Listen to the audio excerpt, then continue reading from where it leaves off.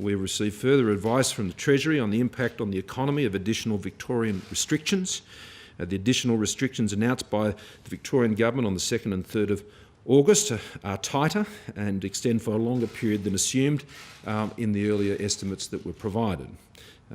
Treasury has assessed the impact of these new restrictions and notes that there is a high degree of uncertainty in relation to any of these estimates, and these estimates will be further updated in the October budget.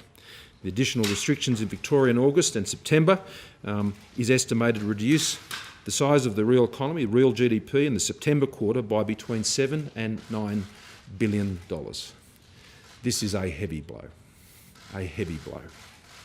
80% of this economic cost is expected to be in the affected areas of Victoria, of around $6 to $7 billion in that state.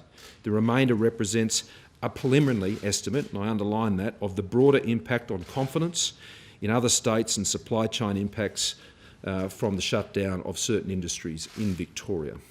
The combined effect on GDP of the stage 3 and 4 Victorian restrictions through the September quarter is expected to be in the order of $10 to $12 billion, detracting some 2.5 percentage points from quarterly real GDP growth. National unemployment rate is now expected to exceed the forecast peak of 9.25% and may instead peak closer to 10%, which I note is in line with what the Government Reserve Bank was also indicating. But of greater concern, as I've said to you before, is the effective unemployment rate. We know that the measured headline rate of unemployment does not tell the full story about what's happening with people's jobs, and I've been very candid with people about that.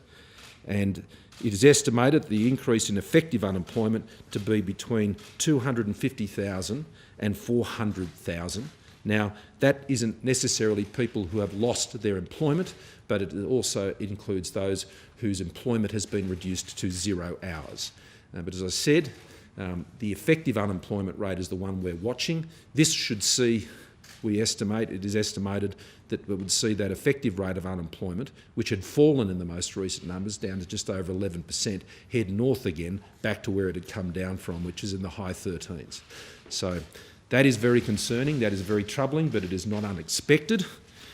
In the circumstances, these measures will have a very significant cost, and it will impact the recovery path. But the task doesn't change. We get on top of this issue in Victoria, and we band together and we make this work.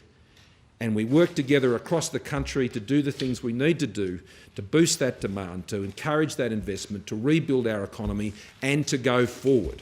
I know this news is upsetting and disappointing, but Australians, we have to keep our heads up. Let's keep our heads up together, let's look out for each other, and let's get through this, and I know we will.